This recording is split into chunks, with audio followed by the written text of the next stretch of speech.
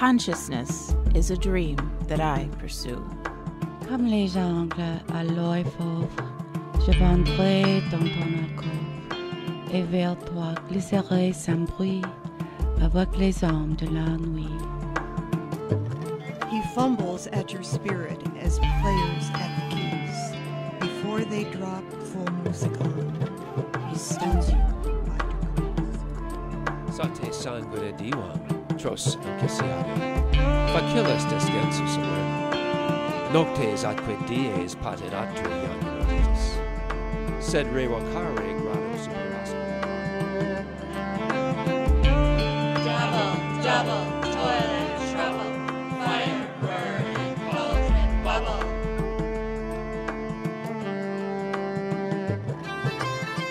Full fathom 5, thy father lies. Of his bones are coral made. Those are pearls that were his eyes. Nothing of him that Come, sealing night, scarf up the tender eye of pitiful day.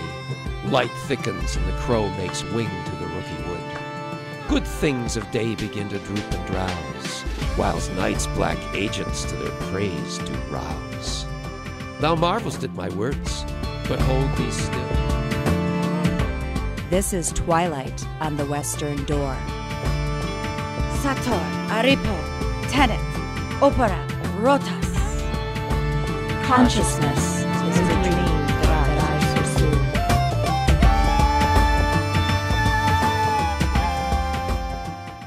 Good evening, this is Mason Winfield, the host of Twilight on the Western Door, a program of interviews and discussions with cutting-edge experts in fields of the spiritual, the supernatural, and the paranormal. The title of our program today is The Golden Anniversary of Cherry Creek. You know, American imaginations have been swept into the high-tech mythology of the UFOs as by no other form of contemporary folklore. There might be some legitimacy to the question, but I'm so suspicious of reports that coincide with a modern media craze that sometimes I take a little more persuading than the average person. Nevertheless, we can't ignore this matter. It's one of the more mind-blowing aspects of the American paranormal is the UFO phenomena. But except for the fact that people say they see things, as with ghosts, there is not much consistency. You know, in the 1960s, British researcher John Michell started his career looking for the truth about UFOs. 2 decades of worldwide study had not yet confirmed them, but the phenomenon was not without its patterns. UFOs were so often reported about old religious sites, places of ancient sanctity, Michel called them, that he started to get more interested in the sites themselves, and he sort of dropped out of the UFO business. But he and others came to suspect that one of the connections with UFOs was to special spots in the earth. Other patterns involving UFOs include areas, we call them zones, about the world that have an overwhelming preponderance of report. There are sometimes even flaps. There are series. There will be a short period of time where there's an enormous amount of reported activity about certain small regions. For instance, the 3rd week of May 1977 found the British Isles, a supernatural circus, a veritable Star Wars of UFO phenomena reports. It turns out that even natural phenomena like solar flares are sometimes implicated in the UFO mess. Even the dates can be suspicious. The traditional beginning of the UFO craze in America was June 24th, 1947, which is St. John's Day. It's a heavy festival to the Freemasons and near enough Midsummer's Day to be it. There is some rare good evidence in the UFO mess that seems to stand out from all the whoppers. There could be sensible reasons that mystery remains. But still, you know, and it doesn't surprise me, too, that we haven't figured this out, because as for UFOs, if their builders are slick enough to cross galaxies, I would expect them to be able to outwit forever the species that supports disco. You know, I remember reading a series of articles in one of the local papers in the Buffalo area, the Buffalo News. These articles on UFOs were so logical, so well-reasoned, that I really wanted to meet the writer. I couldn't find him. in the summer of 2005, there was a very interesting couple showed up on one of my ghost walks. We ended up falling into conversation, and lo and behold, it was Bob Galganski. Tonight, we are honored to have, as part two, for the sixth guest of Twilight on the Western Door, the researcher and engineer, Bob Galganski. Bob, are you here? Yes, I am. Thank you for joining us on a little step into the twilight, into the realm of that knowledge that exists between the day and the darkness. Bob, you are known as the prime researcher of probably the most significant UFO incident in Western New York. The incident that still, I guess, is remembered is the Cherry Creek incident. Is that what people are calling it? That's what I called it. Okay, well, that's good enough for me. Okay. That's why you're here as the expert, and I'm just droning on. Before we go to the Cherry Creek incident, though, and our top 10 question challenge, I'd like to ask you about some of the classifications of. There is a system of classification of the UFO phenomenon. I guess there's a first kind, second kind, and third kind. Would you be able to expound on those a little bit? Let me know what does it mean? Mm-hmm. Well, J. Allen Hynek, who was the scientific consultant for the U.S. Air Force for most of the 22 years that their public investigation was extant, came up with this, I believe, in the early 70s. First of all, he took the UFO cases, he divided them into two main categories, distant sightings and close-up sightings. The distant sightings he divided into what he called nocturnal lights, where nocturnal lights he had something called daylight discs, and he had radar visual sightings.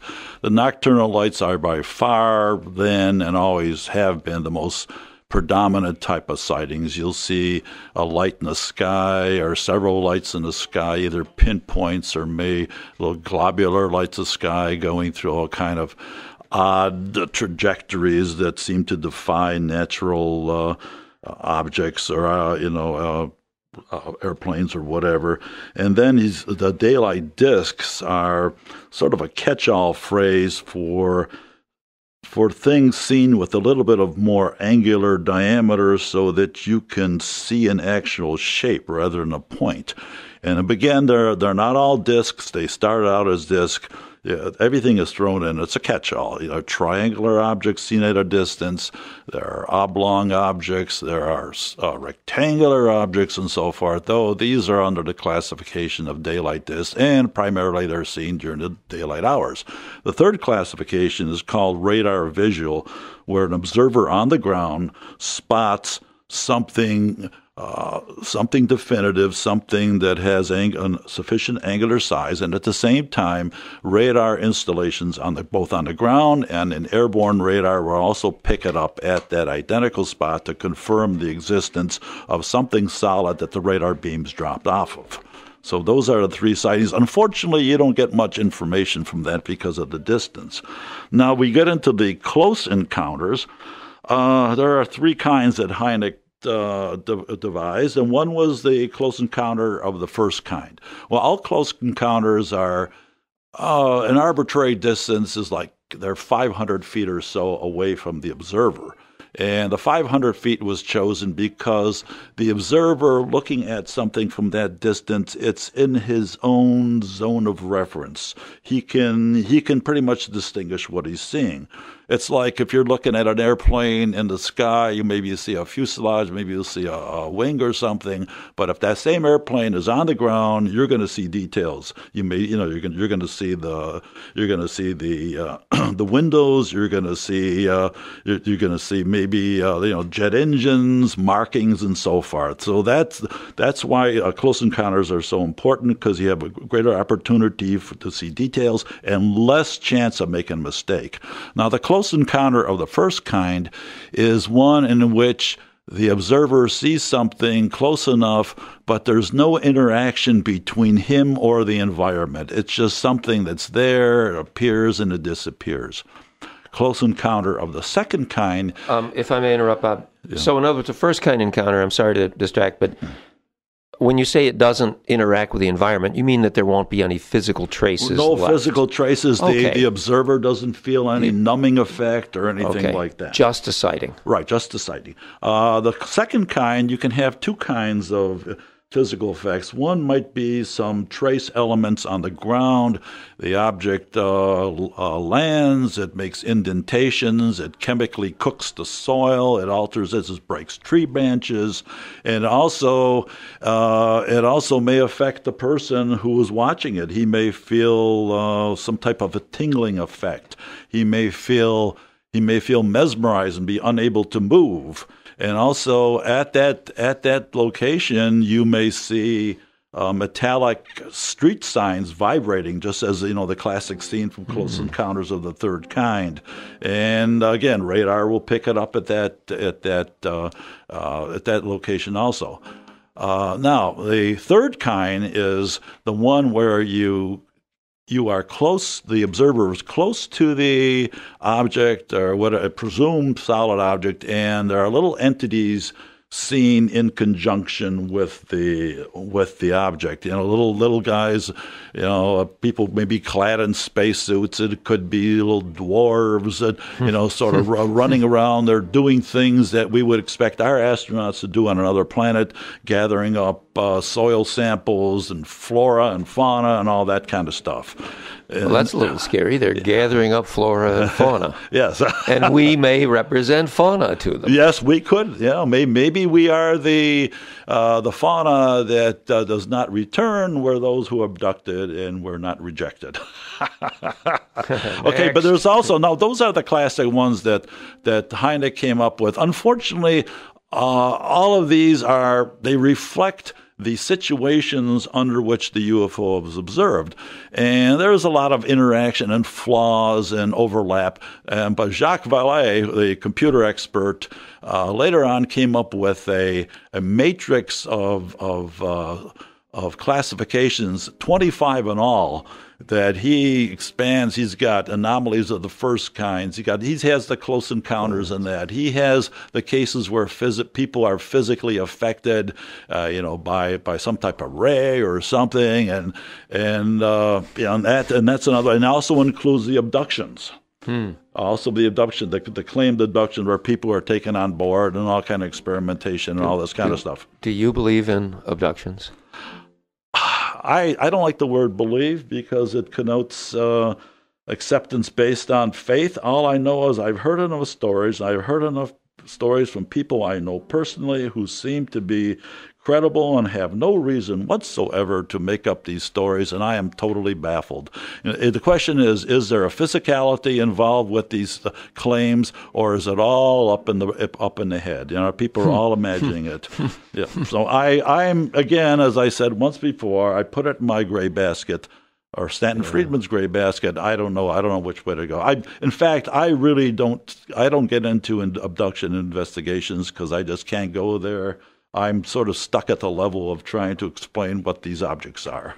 That's where I am. That's very interesting because that's sort of my profile with the psychic phenomena. Yeah. Ghosts, which I'm supernatural folklore, which is probably my true specialty. But you can only go, I think everybody has a threshold beyond which you just won't go, because I think there's some of the claims of abductions are so outlandish, and they sort of they just border on things that looks like somebody would conjure up in their mind, and many times there's no physical evidence to support it. Sure. Sure, people have marks on their legs and cuts on their legs, and they may have little indentations, but can you prove that is exact? Is there a cause the of UFO did it? Yeah. I mean, you may have injured yourself as a child and forgot about it. Who knows? Sure. Okay. Yeah. Well, thank you. You are certainly knowledgeable. We made no mistake in bringing you on. Thank you, Bob. Question one: what does the term unidentified flying objects (UFO) what's that mean to you? That means to me an anomalous light or lights or an apparent solid object in the sky whose behavior seems to defy what we currently accept about modern, about physics. That's a consensus, mainline acceptance of physics. Objects that whose trajectory are herky-jerky. They are not along smooth trajectories. They abruptly stop. They can hover. And then take off at fantastic accelerations. They can disappear seemingly instantaneously. You have some of these huge triangle-shaped objects who's traveling at under 50 miles per hour. That is aerodynamically impossible. You cannot develop enough lift at that speed to keep up some type of air form. Impossible. Okay, I get it.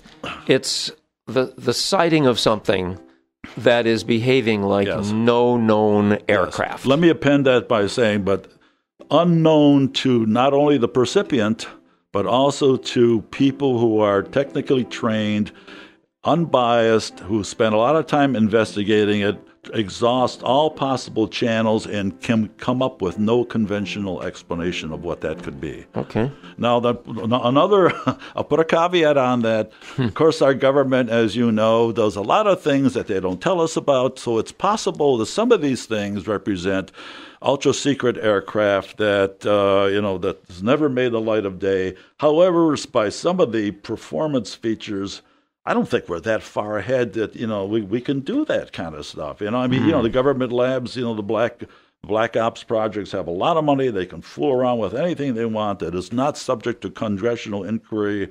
but some of the antics of these things, it's just too far-fetched for us, even in the near future. This is something looks like way beyond man's ability. I'm kind of hoping we got some secret weapons, because the things are not. It's not going to be a smooth ride for the next couple of years. No, it's not. But it seems like if we had the secret weapons, why the heck aren't we using them?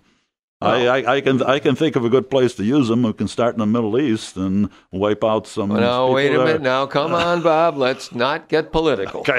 It's not political. It's common play. No, we can't just go wiping out vast numbers of people, Bob. That's. I know you're being wise. I know you're joking. Well, let's say that is that's a gut reaction. I'm positive it is. And now let's just return to our pattern of questions. All right. Okay. I think it's high time for question 2. Bob, we're bringing you right to your specialty here. What was reportedly seen near Cherry Creek, New York, on the evening of August 19th, 1965, that you have dubbed, 30 years later, the incident at Cherry Creek? Mm-hmm. I first learned of this sighting, actually turns out to be a series of sightings, by reading an article in the Buffalo Courier Express that was published about 3 days later. And it cited that, that a farm boy had seen, he described it as a solid object, silvery shape. It's got rivets, 2 rows of rivets down its side, and that he thought it may have landed maybe 500 feet away from where he was.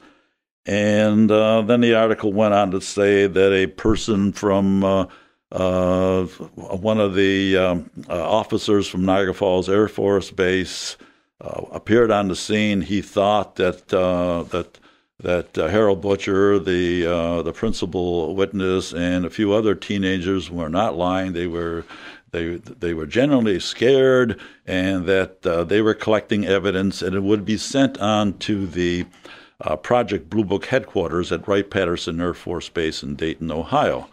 Now, I was totally intrigued by that because I had most of the sightings I had read about in the Niagara Falls Gazette and the Courier Express prior to that, for many, many years, was just about things seen in the sky. Now, you're talking about something coming down and possibly landing, so I was totally intrigued. Unfortunately, I was totally preoccupied with the summer engineering course that I was taking at the University of Buffalo. It was getting your final exams, and there was no way I could have possibly made it out there to check it out myself.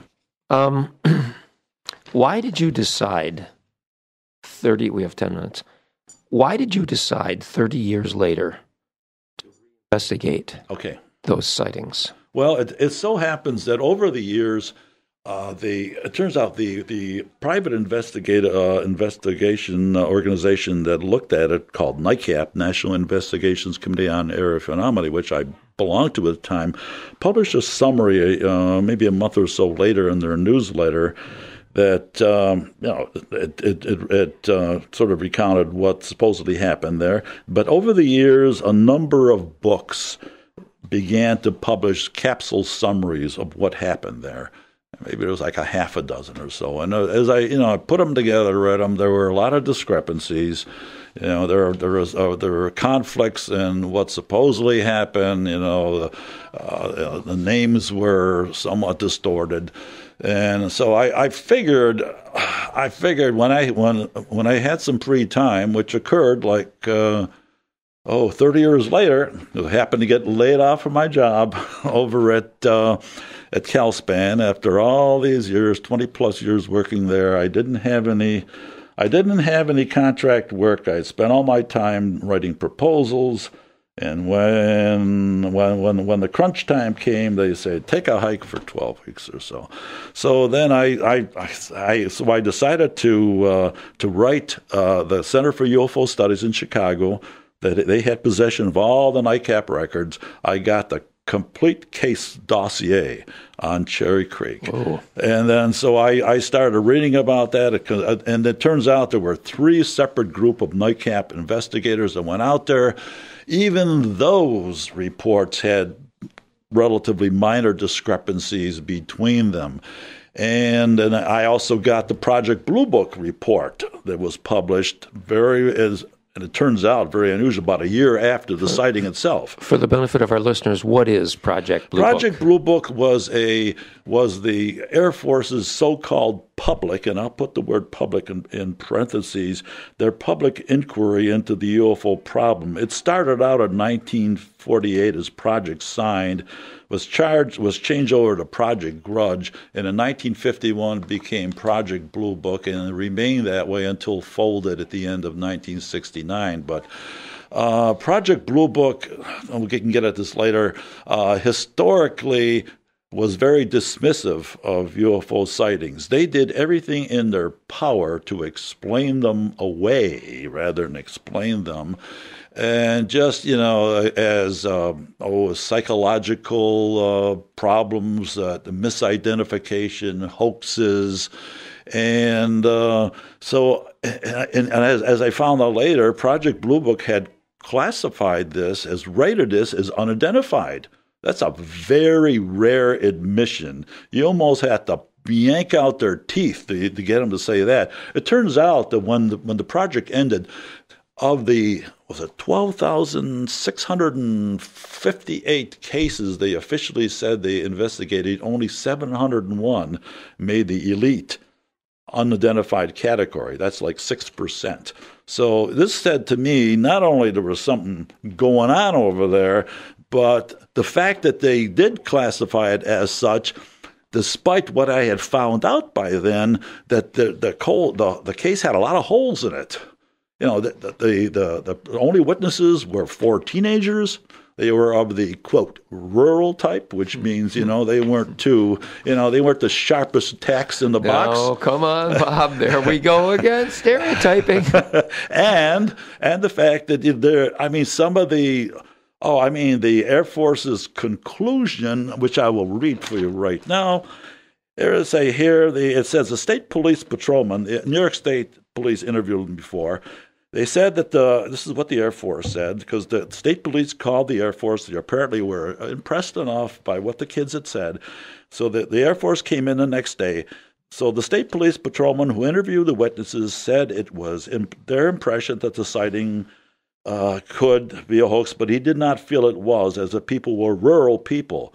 And the investigation, so then the Air Force came in, and their 5-man team and technicians, they were convinced that it was not a hoax or fabrication, although one technician was unconvinced. Now here's in their conclusion: no physical evidence of a vehicle or a landing was found except for an oily substance which was found to be a combination of viostringent or gentian violet, plus 3-in-1 oil, of which it is not believed to have been connected with this sighting. And here's the kicker. Although the sequence of events are dubious, the sighting is carried as unidentified by the Air Force since there is no definite concrete explanation. They should have blown this thing out of the water. I mean, why? You mean why, debunked it? Debunked it. They should have debunked it. And why are they saying it's unidentified? Again, it comes to me.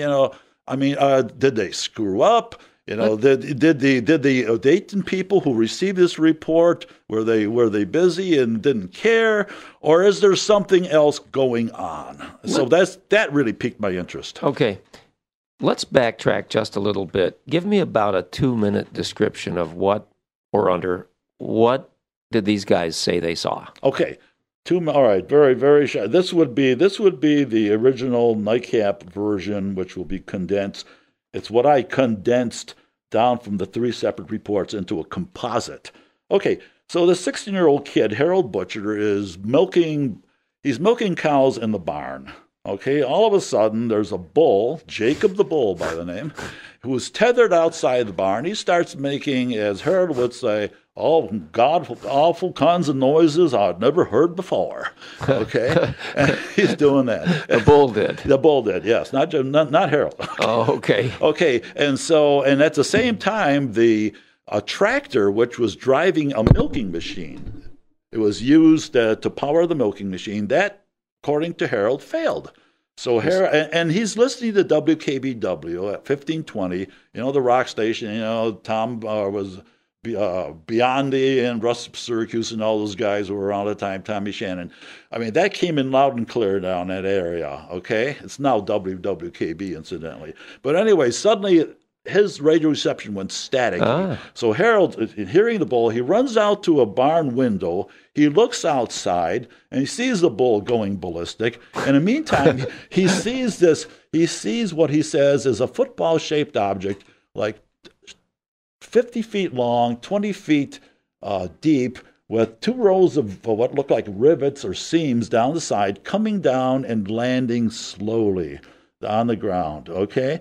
And it's landing, and he sees it, and then he can't see whether it lands or if it's just above the ground, because it turns out there's a slope between the barn and where this was, like 500 feet away. I checked it out myself. I did some leveling out there. So you couldn't tell if it landed or not. Well, then a few seconds later, he hears an explosion. This thing takes off. There's a bright, and there are some, like we described, red streamers bouncing up between the underside of the object and the ground, and suddenly rises up to the level of the low overcast cloud ceiling, turns the clouds green, and zoop, is gone. That's the first sighting. And there are 2 more sightings that follow by both Harold and the 3 other kids. At other times? Well, within the next 40 minutes. Oh, okay. Yeah. Interesting. Yeah. Before we elaborate any further, we're getting to our break. We've got about 1 minute before we start hearing our haunting credits. But this is a second kind encounter, isn't it? Close encounter. Yeah, it's a close encounter because there's alleged physical traces, which they found later on. Okay. I think there's a stereotype out there that every third kind encounter is more dramatic than every second. And I've been told that there's something really electrifying about the Cherry Creek incident, that it may be a second kind encounter, but maybe because it's still classified as unidentified. Yeah, that's it. As I said, the Air Force was very reluctant to classify anything as unidentified, let alone do it. Not only do it, but do it within a 1-year time period, which blew the mind of Jim McDonald, who was one of the it was atmospheric science from the new I believe it was Arizona, who was very good. Thank very you. Surprised he did this. Thanks, Bob. Our credits are coming in.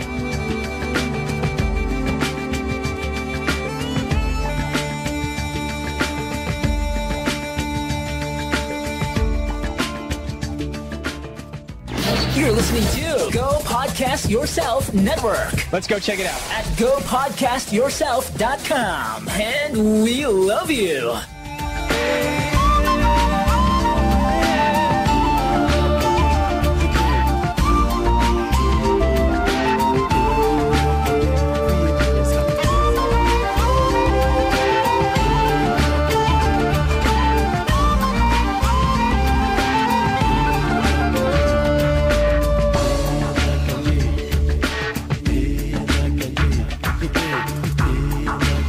This is Mason Winfield again, the host of Twilight on the Western Door.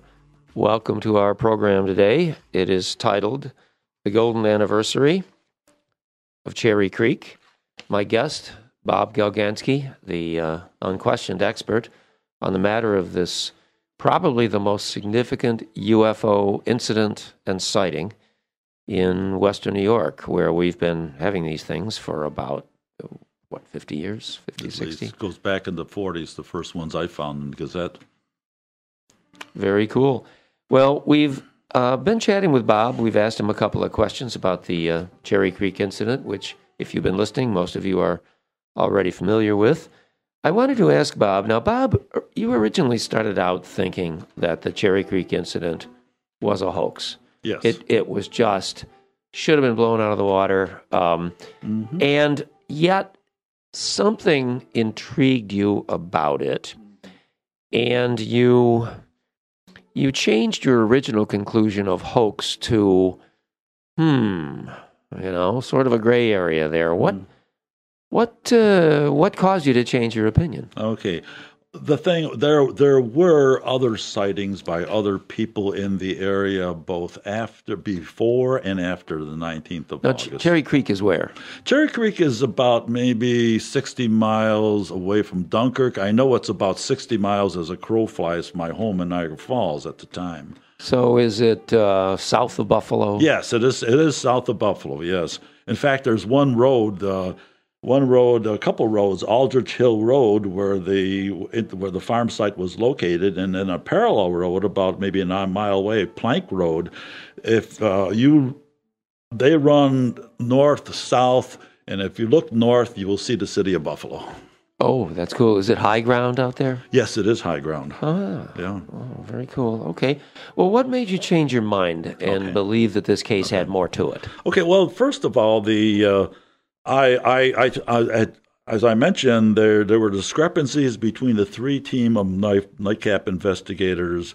Some of it's normal, but other things. I noticed that Harold began to polish or embellish his recollection as each team of investigators came through. First, you had Jeff Gow coming through, who was a local college student at the time, living in Hamburg. It was just before he was going away to, I believe it's to a university in Albany. And another team came in.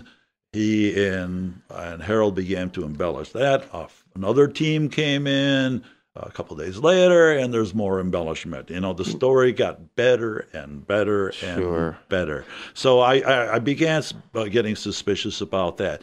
But the thing that really got me was there about 16 hours after the last sighting at the farm site on Aldrich Hill Road.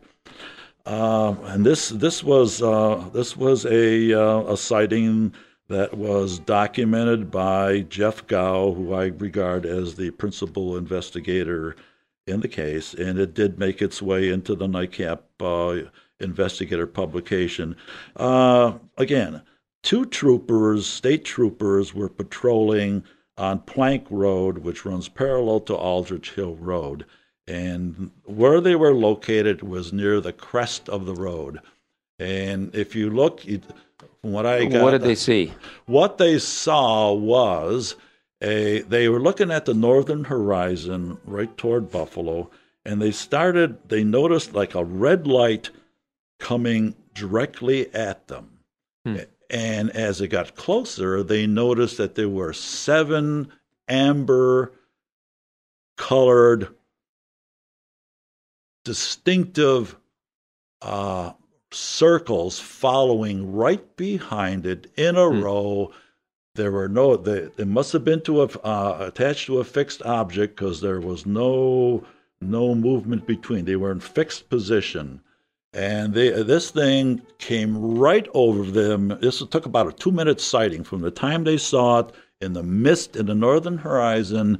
It flew right over their cruiser. They were outside at the time they were watching it. And it disappeared in the mist right behind them. And these things, the amber-shaped objects, were huge. They were, according to the troopers, Ward and Purcell, they were the size of a 50-cent piece held at arm's length, which is pretty big. And not only, these were not pinpoints of light, and they perceived that it was pretty low. And the odd thing about it, they heard, as one of them described, they heard a purring like noise as the assemblage went over them. Now, one of the guys, I forget which one, was a combat veteran of World War II. And he said he had never been so scared in his life as when these things went over him. So, in essence, it sounds like the region, the immediate vicinity. Yeah, the vicinity. I mean, I figured if this is going on, well, then chances are that maybe indeed, Harold and his two brothers and the girlfriend of one of the brothers may have seen something. Now here's the kicker that really did it for me. I used to go out to the farm site a lot, and I'd park my car near the barn, and I'd take my steel tape. I would take my measuring rods and my cameras and everything else, and I would try to see if I could recreate the sighting that Harold said he had, from the barn door. And it turns out it's pretty darn close. There's the drop off behind the big tree. So you walked the site. I walked the site. Basically recreating. What Harold called every perspective of vision that the guy. That is one of the most thorough investigations I've ever heard of. And I also did it for the two other sites. Sure. There was one off to the south, to the northwest, over a stand of trees. Yeah, it was about the right distance. There was another sighting that occurred just before 9. It came from the southwest, crossed Aldrich Hill Road, sort of turned and went toward Jamestown, disappeared behind a rise. The rise was there. And so, I confirmed it. Now, but what I started to say, and I got distracted here, is that I was when I was out there at the site one of these days, is a pickup truck pulls up, driven by a guy named Ralph Pettit, who lived down Aldrich Hill Road, longtime resident. And in his truck, it was a young Amish kid named Willie Miller. Now, Miller's family, his father happened to operate he was a house building firm in Leon, New York, which was relatively nearby. So we started talking. Well, first of all, Pettit was quite concerned because I guess there had been some break-ins in the neighborhood. He wanted to see what I was doing there, and the house, John and Agnes Bauer owned the house, but they would only go out there in the summertime. They weren't there, so Pettit was sort of keeping an eye on the place. So I told him what I showed him. I showed him my MUFON ID card. I showed him articles and stuff. Decoder ring. Yeah. He believed me. Okay. So then, out of the blue, Willie Miller says, the kid's 20, 21 years old. He said, I didn't mention anything. I didn't prompt the kid. He said, my grandfather, many, many years ago, saw something, and he always repeated this when there were family gatherings. He said he saw one night, he saw a string of yellow lights that flying over the area. He wasn't quite sure, Willie wasn't, but he said the odd thing about it was silent, and in front of it was a tiny red light. Oh my. So that's whoa, baby. I think we got the same thing the troopers had seen. I said, wow. So I said, something's going on. I figured that at worst, Harold and et al. And the three other teenagers, they may have exaggerated something. They may have planted some of the physical evidence, but the bottom line is they saw something that was awfully scary. And if it convinced the 5-man team, Captain Dorsey and the other technicians for Niagara Falls Air Base, it convinced Troopers Nielsen and I forget the other guy's name from the Fredonia Barracks.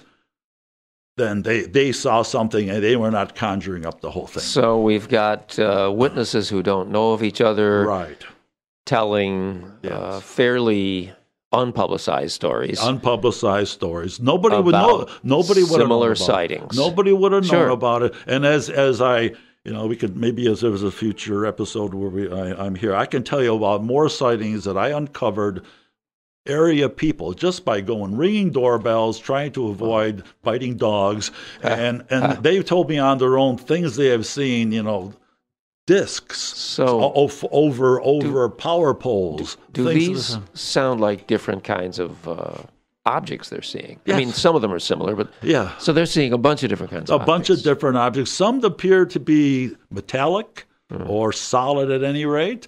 Some appear to be blobs of light, what I call light forms. But the thing is, there's something going out over there. And, Sinclairville, another area out there, Hanover, New York, another set of things. Well, that they're pretty close to the Lake Erie. Yes. And if you drew yourself a triangle, the Great Lakes Triangle, you'd get a lot of land areas in there. And seems possible that they're, involved in that pattern. I might say another thing, that it's odd that about a year before the West Valley Reclamation Center, where they turn nuclear waste into glass logs and ship it off to some unfortunate place. Make sure elsewhere. you tell them what's in it. Yeah, and that started a little bit before. Calspan, which was was known as Cornell Aeronautical Lab, which I had working there. They had a lab out there, a secret munitions lab out at Ashford, New York, Ashford Hollow. No way. Yeah, they were working on. In fact, I later on I talked to one of the guys who was in charge out there, and he was sort of circumspect about what was going on out there. But yeah, they were doing a lot of testing out there. So I'm figuring, maybe this whole thing, branding it as unidentified, okay, so you get rid of it, and then you sort of divert. It's a diversion from what's really going on out over there. It's a very good possibility. We'll get them interested in UFOs, and then they'll... UFOs, a bunch of nuts. Then if anybody tells them anything crazy we're doing, they'll think they're nuts too, Yeah. Well, one of the guys hinted that they were doing research with plasma. And plasma being an energized ball of gas. And the thing is, maybe what Harold saw, maybe what some of the people saw, they see these orange balls of light rising out of the woods. Maybe this could be balls of plasma. Yeah. What? Well, in other words, they may have been trying to militarize it. Militarize it or something that maybe got out of control. Me scared anyway right now. I'm not going to go near this stuff. So at West Valley, you think they have a big enough private area at West Valley? Is they have armed guards around West Valley, because one of the people I knew who was in our local UFO investigative group went out there and was approached by a guard with a submachine gun or something, AK-47. Get out. Yeah, don't try to take his taser. Yeah. So there's so there's that area. There's that area. And another one times we theorize there could be. Now this is wild speculation. I try not to do it. It's possible you could have an underground facility, a base over there, where maybe some of these black triangles come out of there. Who knows? Well, here's a question for you. Have you ever tried Google mapping it and getting real close? Yes, I have. Can you do that? Yeah, you can do it. Okay, well then if you can Google map real close, there's probably, at least in my opinion, the odds of there being some gigantic earth-shaping underground, that would seem to be lessened. Well, let's get back to the Cherry Creek case. Have you published all your research? My research is in this International UFO Reporter issue, which was published in the fall of '96. This was the lead article, and it's called International UFO Reporter. And the title is "Incident at Cherry Creek." That's when I first stopped. I bet people could just do a Google search on "Incident at Cherry Creek," and they'd probably you could probably find that. Now, there's also was published. The first thing I did even before this, I published a full page article with color photos for the Dunkirk Observer in August of 1995. It was a full page they devoted to it. That's nice. And then later on, I did one for the Niagara Falls, the Buffalo News. Yeah. It was in August of 2000. That's Those were probably nice the one you articles. They were really tight, and, nicely written. Yeah. And then I did one before that on UFOs in general. And then I managed, through John Zach, the veteran news guy at WBN Radio, he convinced Channel 7 to take a crew out to the farm out there, and they wound up doing about a 4-minute news special on their station, which was really great. So that's been the extent of the media publicity on the subject. A book could be in the offing. I don't know. Wow. Well, I've got some experience in publishing. If I can give you some ideas or leads, you can always count on me for that. I mean, I'd appreciate it, yes. After our show, Hey, have there been any new developments in the Cherry Creek case since 1996? Yes, there have been new. Actually, it turns out that I used to have meet with a bunch of guys at my house. It would vary 6 to 10 or so, and one of the guys was a student at Fredonia. And after he was in school at the time, and after the sighting, he remembers going out there, and he said it was a madhouse. There were cars all over the roads, people and everything out there. And he had a buddy of his who was enrolled in journalism, or at least communication skills, or whatever it was, communications. He said he went out there, and this was quite a bit after the Air Force supposedly came and finished their investigation, maybe a week or so out there. And he was talking to a man and a young kid who he presumed was Harold Butcher and Harold's father, William Sr.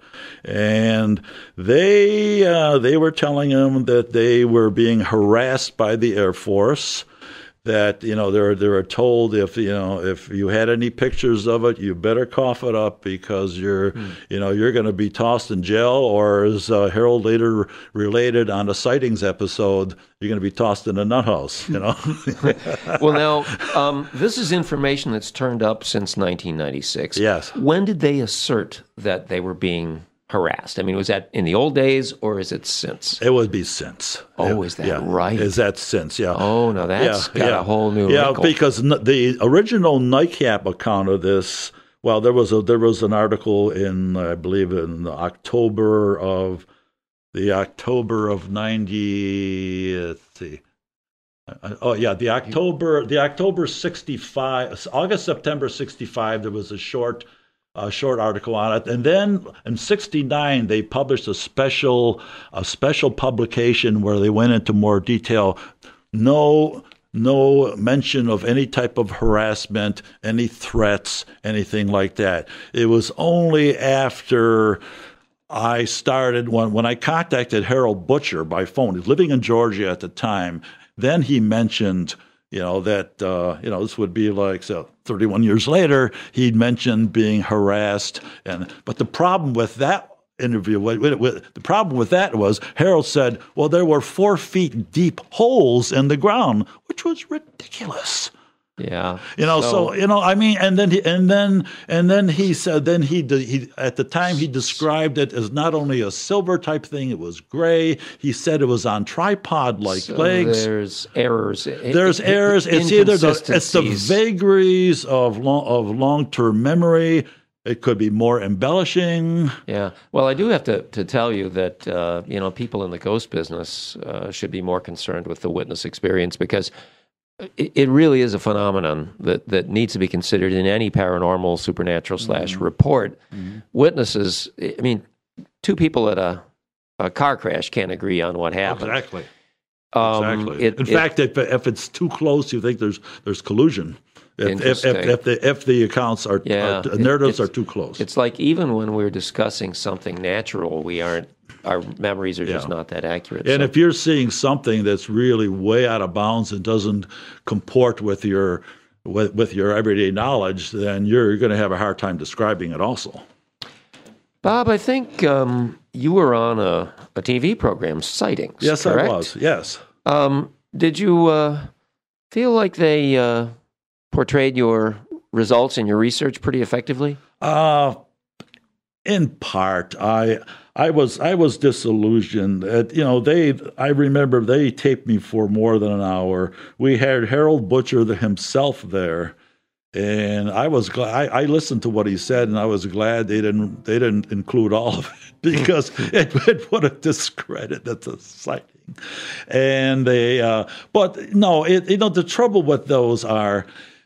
They edited down so much, and they didn't even properly emphasize the troopers' sightings, which were the backbone of this thing. They went into something. I was saying something, and then they cut in with something about the troopers, and the train of thought was lost. And it was just. And as I found out later from. Veteran ufologists who's been on these programs, they've been on other programs. Mark Roddicker, the center, people from MUFON and so forth. They said, that's par for the course.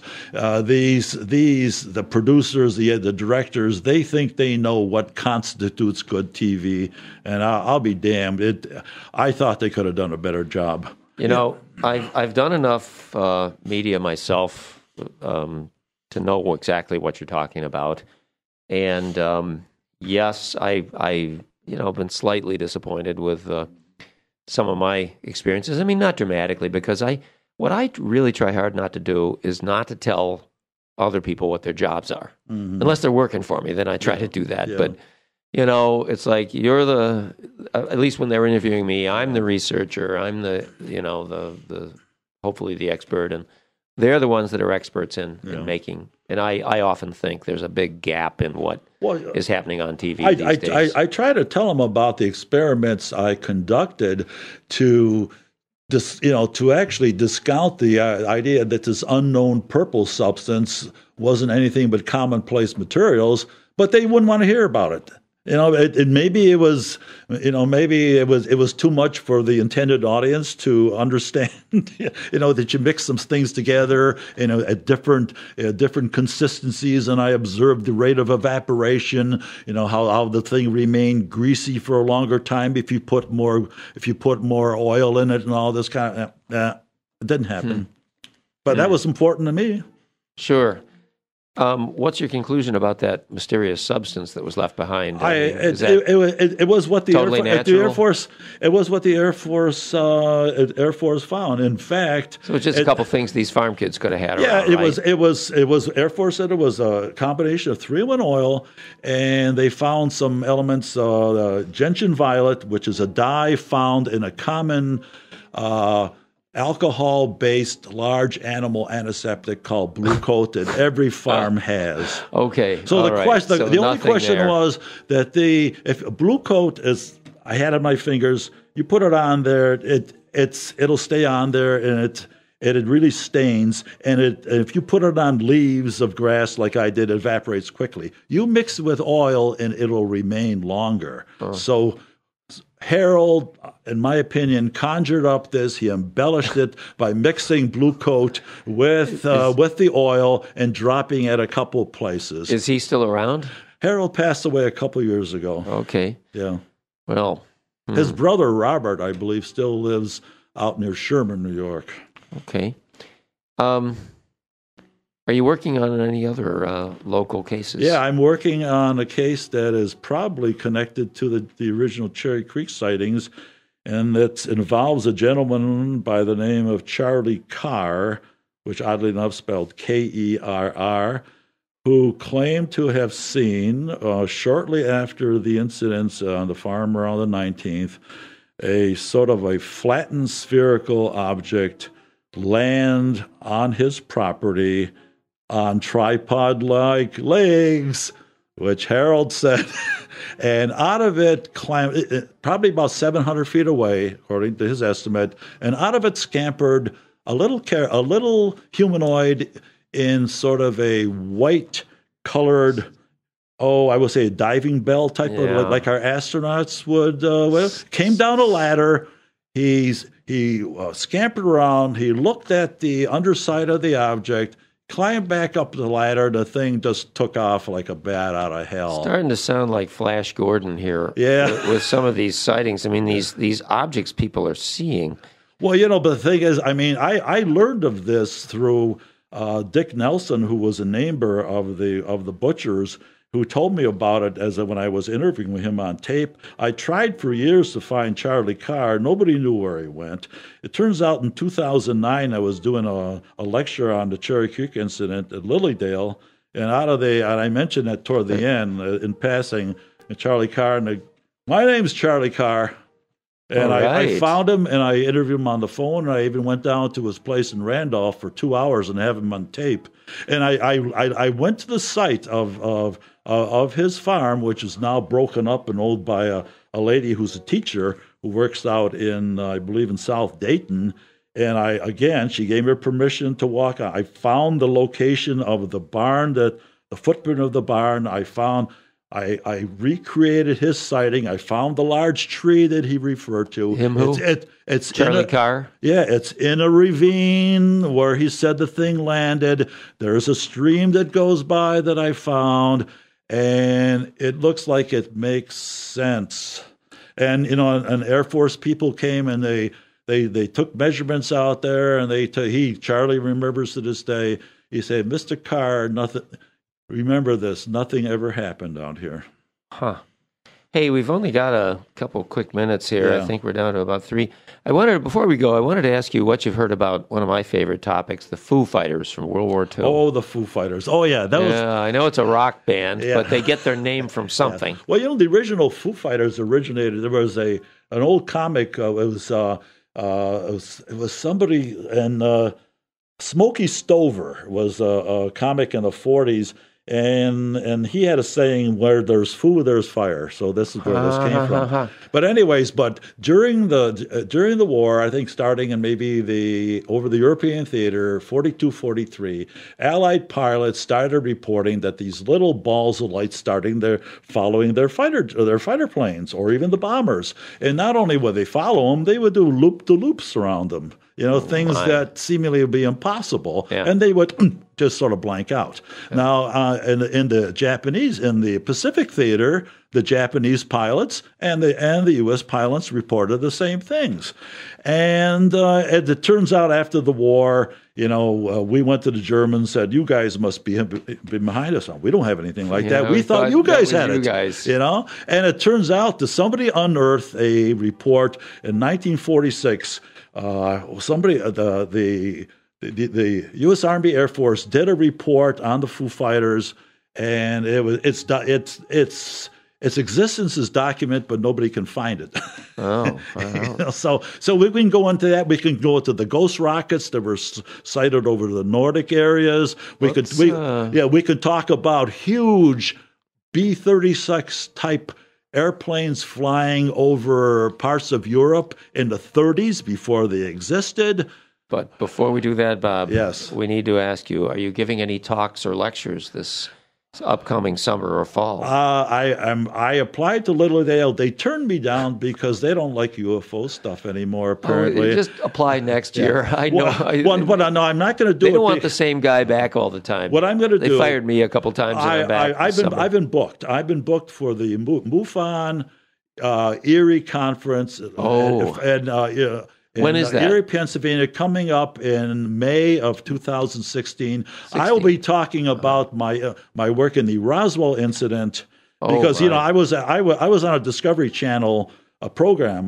They flew me out there. They paid money. I was there for a week, and I was sort of like the chief consultant out there. Neat. Also disappointed on the coverage, but they did a little better job. So I'll be talking about my research on Roswell in May of 2016 in Erie, PA. I hope I get to make that conference. Yeah. We've got our own conference going on in mid-May here in East Aurora, so I'm not going to be able to be there, but make sure you keep us posted on your talks and your events. I'm looking forward to that. I'm going to condense all of my research in about an hour and 15 minutes, which is all I have to talk.